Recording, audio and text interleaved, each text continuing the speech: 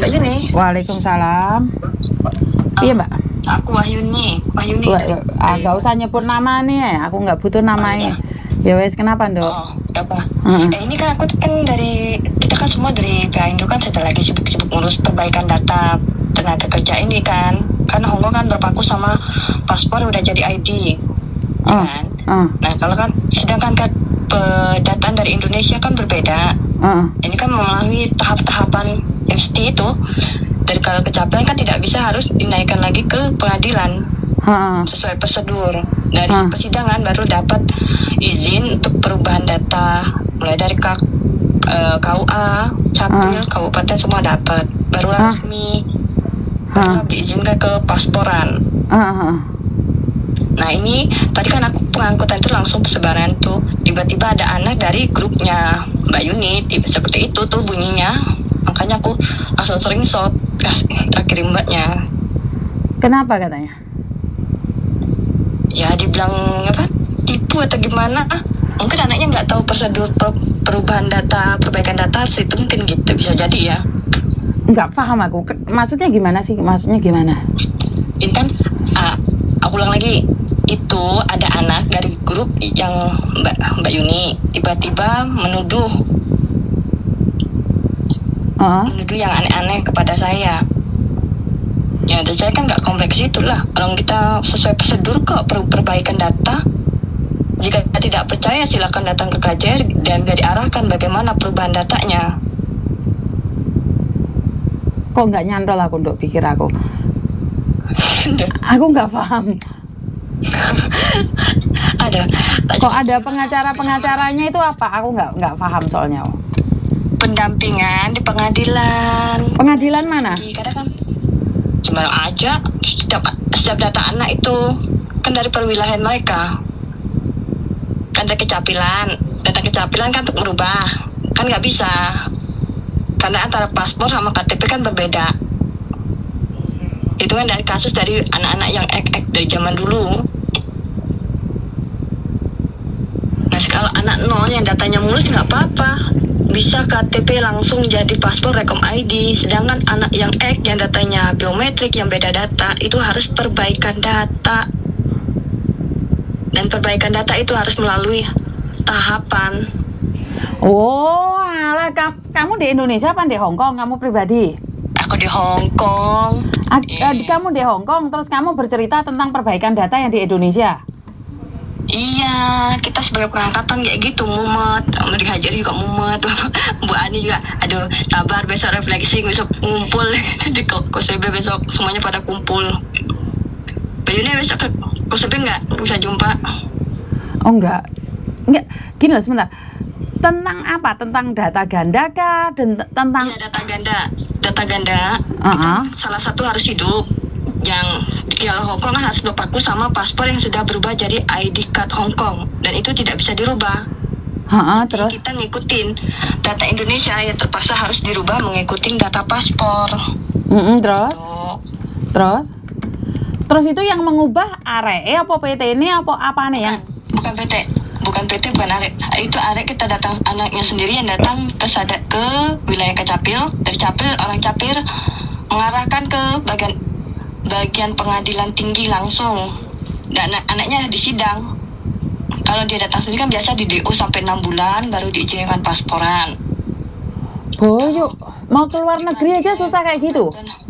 Aduh, susah Mbak, dari bulan 3 ini. Karena ada prakerja, per akun, per data. Kalau zaman dulu kan nggak perlu. Jadinya mumet, sedangkan... Oke, kamu ini sedang membahas Indonesia, tentang Indonesia yang terjadi di Indonesia, di mana anak-anak baru yang mau proses lagi ke Hong Kong dengan kamu ngomongnya tiba-tiba KJRI tidak percaya dengan pengacara, bingung. Bukan KJRI nggak percaya, dari pihak anaknya yang tidak mempercayai. Makanya kan gini loh, kan kamu tiba-tiba datang cerita kalau ada anak yang nggak percaya, dikiranya pengacara palsu, kan gitu tuh kamu ngomongnya. Iya. Lah kan aku nggak paham, kamu nggak cerita bahwa ini tentang anak-anak yang ada di Indonesia mau proses harus ke seperti ini, seperti itu, seperti ini, dan KJRI. Iya. Enggak, kamu nggak jelasin kayak gitu, Ndok. Kamu tadi nggak jelasin itu. Ada Nah kan aku tak cek anaknya ini dari Mbak Yuni, makanya aku langsung telepon SMS tadi ke Mbak Yuni, ini anaknya tolong gimana kian, masa aku mau langsung tanya ke orangnya langsung. Loh, orangnya iya. SMS nggak bisa, makanya Oke, sebentar. telepon Mbak Yuni langsung. Gini loh sayang, bukan, aku sendiri kan nggak tahu orang komen apa dalam di situ. Kan sekarang kan kebetulan lagi rame-ramenya orang pengacara modus kan, mereka mengingatkan berhati-hati, kan wajar toh, kan nggak salah toh dia mengingatkanmu hati-hati, colek Miss Yuni kan, itu artinya adalah kita harus hati-hati. Dia tidak mengatakan bahwa kamu tidak baik atau seperti apa. Kan saya selalu bilang mengingatkan, saling mengingatkan. Karena sekarang kasus yang parah itu adalah pengacara gadungan. Nah, kamu harus nyadarinya, kebersamaan itu kan kita tidak tahu apa yang terjadi. Karena itu saya sendiri kadang-kadang juga tersinggung dengan komen anak-anak, tapi mau tidak mau kan mereka memang tidak paham. Jadi kita harus menjelaskan. Kita jelaskan semuanya tahapannya seperti apa. Bisa aja pusing. Kalau boleh tahu, refreshing dulu. Oke, kalau boleh tahu, ngurusin data. Oke, kalau boleh tahu kamu siapa? Kamu itu sebagai salah satu staf KJRI atau sponsor atau organisasi? Boleh, saya bukan organisasi, saya tidak ikut. Oh, kamu sponsor? Bisa sponsor? Oh, oke, kamu sponsor salah satu agent. Makanya kamu menjelaskan seperti itu. Oh, oke. Kan saya paham, Dok. Loh, kamu nggak ngomong siapa kamu. Tiba-tiba anak buah Miss Yuni nggak percaya lek iku ya jelas no. Jelas orang sekarang ini lagi sensitifnya seseorang mengatakan tentang data perubahan apa-apa ya memang harus ngeri. Ya kita harus berhati-hati karena memang sekarang lagi sensitifnya. Kamu sebagai sponsor ya harus menjaga anak-anakmu dengan baik. Karena jangan bilang kalau selesai sponsor terus habis itu kamu ada masalah terus kamu nggak peduli. Ya jangan, karena nggak gitu. Kita langsung dari KJRI langsung, nggak mungkin seperti itu. Maksudnya kamu sponsornya KJRI? Kita dari jaringan situ. Sebentar. Saya gagal paham. Maksudnya sponsor dari jaringan itu gimana sih? KJRI ada jaringan sponsor? Enggak. Maksudnya gimana? Dari agensi juga PT juga itu kan yang masuk yang memiliki listnya. Malah nggak paham aku sekarang, Mbak. Masuk kita agensi yang memiliki list untuk pengangkatan anak tuh yang resmi, ada list dari KJRI-nya langsung, nggak sembarangan asal masuk gitu pengangkatannya, yang resmi. Maksudnya pengangkatan apa sih, Mbak? Kok saya malah nggak paham ini malah. Pengangkatan TKI, penyaluran tenaga kerja Indonesia, bukan pengangkatan. Penyaluran atau pengangkatan? Sama aja. Penyaluran tenaga kerja. Saya nggak paham. Maksudnya kamu agenmu ada lisensinya di KJRI seperti itu? Iya seperti itu. Lah sampean ngomong jaringan barang, saiki kita gitu banyak bahasa sensitif loh, Mbak. Sampean ngomong jaringannya sama KJRI, makanya saya bilang, KJRI punya jaringan. Jadi kalau kita salah bahasanya di sini kan terekam di YouTube sama di Facebook sama di TikTok, orang akan gagal paham gitu loh dengan cara bicara sampean. Kita nggak paham ya, soalnya saya orangnya jangan terlalu berbahasa yang menurut saya sangat rapi sekali, tapi saya nggak paham. Karena saya sampean bilang, Miss Yuni aku itu sponsor, lagi jelasin sama anak buahku seperti ini caranya, ceritanya seperti ini. Aku itu sponsor dari salah satu agent di Hong Kong yang punya kerjasama sama KJRI yang punya lisensi, itu saya bisa paham, Mbak. Tapi kalau kamu bilang jaringan, kan saya bingung jadinya. Ngerti nggak? Karena saya dulu bekerja juga sama agent yang punya lisensi juga, jadi saya tahu aturannya seperti apa dan bagaimana. Iya. Jadi saya juga tahu karena saya juga ke KJRI. Saya punya kartunya KJRI langsung. Jadi saya tahu karena saya yang ngetik kontrak kerjanya, saya masuk di KJRI-nya lantai 4, saya ambil nomor dan juga nyerahinnya. Jadi saya tahu banget. Makanya saya nggak mudeng dengan kata-kata sampean. Artinya adalah sampean sponsor, tapi kan sampean bukan yang datang ke KJRI untuk menyerahkan kontrak kerja kan? Bukan. Bukan. Berarti kan sampean cuman di lapangan luar ngerikut orang. Iya, kan juga membantu anak yang bermasalah di luar dan bawa ke KJRI untuk membantu perlindungannya. Oh, oke. Berarti kamu membantu perlindungannya anak-anak agenmu yang bermasalah gitu. Bukan dari agent saya, agent luar juga bisa. Intinya kita membantu BMI yang bermasalah untuk gimana proses kelanjutannya. Oh, ya bagus loh kayak gitu. Bagus kayak gitu. Artinya adalah kamu mau membantu anak-anak luar ke KJRI seperti itu. Oke. Terus kamu buka pengaduannya atau kamu di Facebook atau seperti apa? Oh, enggak, saya enggak pengaduan, langsung aja WA atau langsung ke bapak langsung. Biasanya kalau ada libur ya saya langsung ke bapaknya langsung. Kalau enggak ya saya SMS kan semua pack kirim ke kantor. Selebihnya biar kantor yang nelpon ke anak-anak dan agensinya. Oke. Berarti kan bukan sampean sendiri yang turun tangan untuk menangani masalah. Jadi sampean ngelempar ke bapak, ke bosmu. Ke bagian pemasak itu Pak Agustaf atau Pak Teguh atau sebagainya di dalam. Bagian permasalahan dalam. Oke. Jadi di sini sampean ingin mengatakan bahwa sampean itu membantu mbak-mbaknya yang cari majikan dari Indonesia yang beda data seperti itu. Memperbaiki datanya, kita semua membantu memperbaikin. Nah, sedang anaknya kan ngengkelnya ke Mbak Yuni. Nah, makanya saya telepon langsung ke Mbak Yuni, tak jelaskan dan tidak ada kesalahpahaman karena mereka percayanya ke Mbak Yuni. Tapi saya masih belum paham, jadi saya minta maaf karena setahu saya PT saya kalau ada masalah kita serahkan di PT. Jadi PT yang membantu. Jadi anak-anak itu nggak bingung karena memang untuk memberikan pengertian pada anak-anak itu sangat sulit sekali. Karena itu kalau saya pribadi punya masalah anak-anak tentang data, memang saya langsung serahkan ke PT. Jadi saya nggak ikut campur.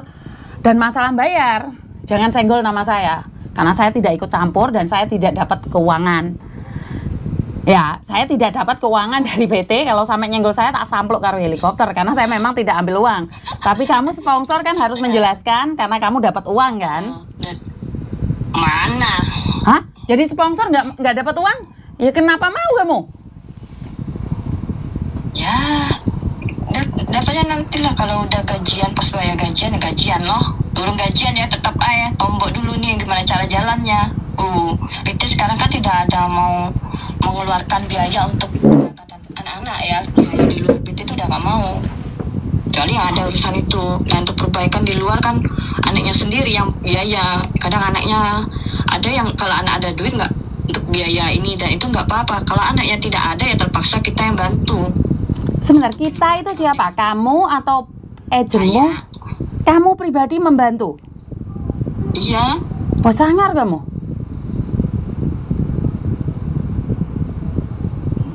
Hebat loh. Penting anaknya kita angkat, mana posisi anak udah oke, siap jalan ya. Penting kita ya ikhlas lah bantu baik dari Indo sampai Hong Kong. Itu selesai lah. Nanti kalau dia gajian ya kembalikan. Kadang juga ada sudah bantu dia nggak bayar, udahlah nggak apa-apa, ikhlas. Kalau rezeki ada jalan lagi. Sebentar. Kalau ini karena saya sebagai agent ya. Dulu bukan karena saya sebagai agent, saya banyak sponsor di agent saya. Itu banyak. Itu sponsor nggak mungkin nggak dapat. Ini satu ya. Saya tidak tahu kalau kamu tidak dapat itu bagus. Saya pengen kenalan sama kamu. Tapi kalau sponsor dimanapun itu pasti dapat. Kalau nggak dapat aku pengen tahu agentmu siapa. Tak gebukane. Itu nyata loh, saya nggak bercanda ya. Karena kenapa? Nggak mungkin kamu bekerja buang-buang waktu nggak dapat uang. Itu tidak mungkin, satu. Dan kedua, nggak mungkin kamu ngeluarin uang terus kamu tidak mendapatkan lebih. Ini yang kedua. Yang ketiga, secara nyata saya pun nggak pernah bantu orang. Saya di sini cuma ngoceh aja. Saya juga nggak dapat, tapi saya dapat saweran, dapat apel, dapat nasi goreng, dapat pete, itu saya dapat. Itu saya nyata ya. Sama, aku juga gitu kadang. Ada anaknya yang ibunya udah dibantuin di sini di intermin, ada tiba-tiba tak usahakan cari agensi yang tanggung jawab, dia dapat majikan, tak dorong kos-kosan juga dia nggak ada ya kita yang biayain. Gimana nanti kalau udah kerja di gajian, alhamdulillah dikembalikan sedikit-sedikit. Oke, artinya agent kamu ngenalin anak satu itu nggak dapat uang Sama sekali. Ya, ada. Oh, oke. Makanya kan saya bilang, jadi sponsor karena pasti ada gitu loh sayang. Tapi kalau yang soal biaya di luar kendali PT sama itu tidak ada. Itu kita sendiri, kesadaran hati kita membantu mbaknya untuk keberangkatan, untuk dia proses. Masa mau berhenti tengah jalan, kasihan juga. Udah tengah-tengah ya maju aja, soal totalnya gampang. Kita ada uang ya bantu aja, bantu mbak. Yang penting mbak ya kerja, bantu anak-anak yang di rumah, karena begitu. Oke, berarti artinya adalah kamu meminjami mereka, tapi mereka harus mengembalikan kan di akhir potongan itu mereka pasti mengembalikan padamu kan? Iyalah. Oke. Berarti kan yang seperti saya katakan tadi, otomatis kan kalau bantu kamu bantu dia dengan biaya 3.000, mungkin suatu saat dia harus balikan 3.500 atau 4.000 kayak gitu kan? Saya 3.000. Saya nggak mau ambil bunga. Oh, oke. Saya niatnya bantu ya bantu. Oke. Bagus kayak gitu. Tapi sekali lagi tentang yang di atas sama orang itu, karena saya tidak akan bertanggung jawab atas apapun dengan biaya di luar PT. Jadi saya tidak tahu kamu bener atau bohong, saya nggak tahu loh. Walaupun kamu telepon saya bukan berarti kamu klarifikasi ke saya, karena siapapun yang telepon saya tuh nggak kenal.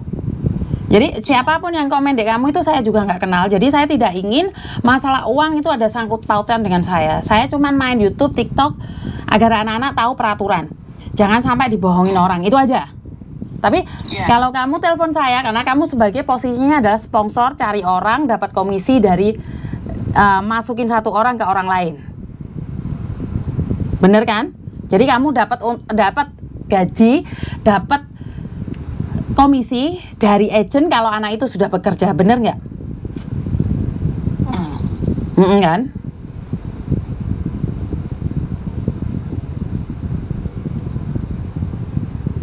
Bener nggak?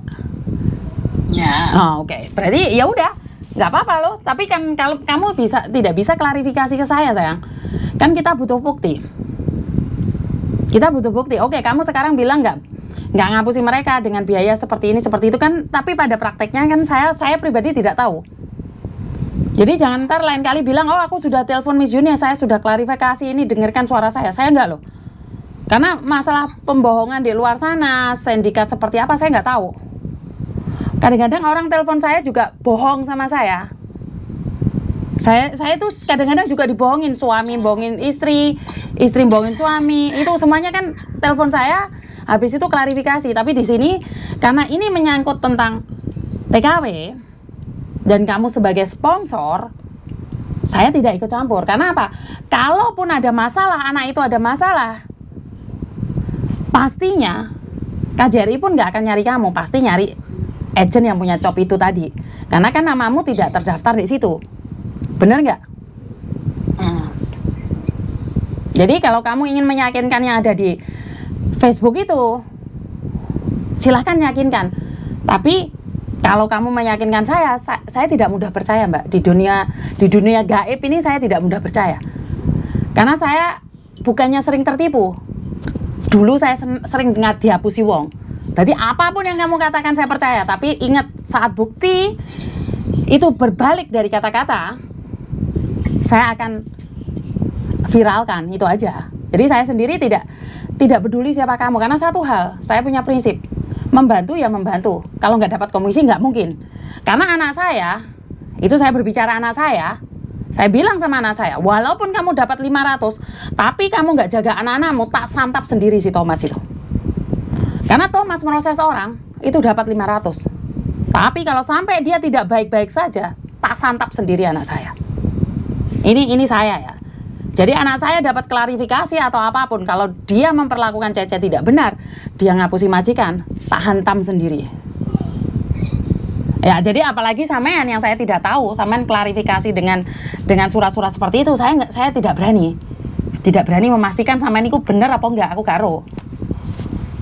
Ya, kenapa saya tadi nanya sama sampean yakin lah satu orang nggak dapat? Karena anak saya Thomas itu dapat. Mungkin sampean lebih dapat banyak. Karena apa? Sampean bisa bahasa Indonesia, bisa bahasa Kantonis. Anak saya nggak bisa bahasa Indonesia. Dia dapat 500 saja sudah senang, syukur, puji Tuhan. Jadi saya tidak bisa mengatakan bahwa Sampean prosesnya itu benar. Saya tidak berani karena saya tidak kenal jenengan, saya tidak pernah ketemu jenengan. Takutnya salah paham di orang lain, saya membenarkan sesuatu yang saya tidak tahu.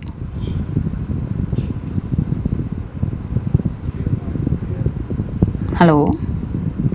Iya dengar. Kamu live-nya. Hah? Aku lihat. Lu, aku lagi ngobrol sama kamu, malah kamu ngeliatin live-nya, tak antepingan gue ya. Hah? Kamu lagi baca komennya orang, makanya kamu nggak fokus aku ngomong. Iya, aku lagi sambil masih.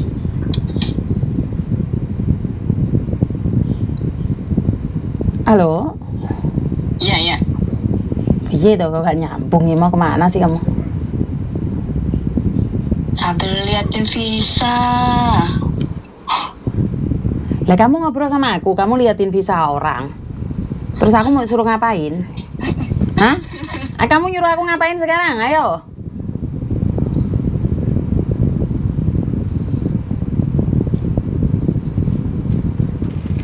Nah acaranya, kalau saya kan kamu udah selesai, udah ini.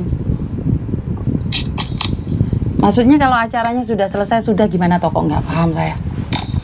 Kan saya kan niatnya menanyakan hal ini aja. Kamu itu menanyakan atau klarifikasi sih, Dok? Maksudnya menanyakan apa sih? Aku malah gak nyambung tuh. Cuma menanyakan yang ini tadi, anak yang tadi itu. Loh, kamu tanya sama orang, bukan tanya sama aku, tanya yang bersangkutan, sayang. Nah dia kan maunya ngontaknya ke Mbak Yuni, makanya saya kasih ke Mbak Yuni loh. Gak paham saya, Mas Yan.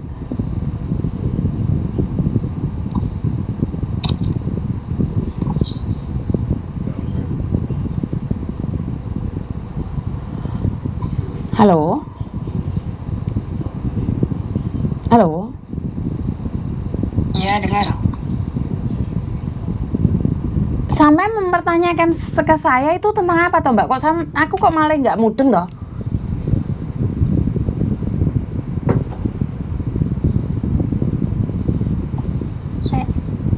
Ini besok Senin bisa naik ke pasporan, Pak. Dokumen sudah semua. Berapa kuantitas nanti?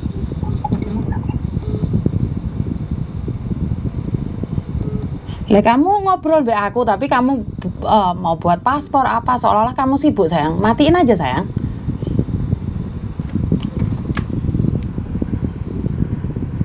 Halo? Halo, sayang. Halo, selamat malam, Miss. Selamat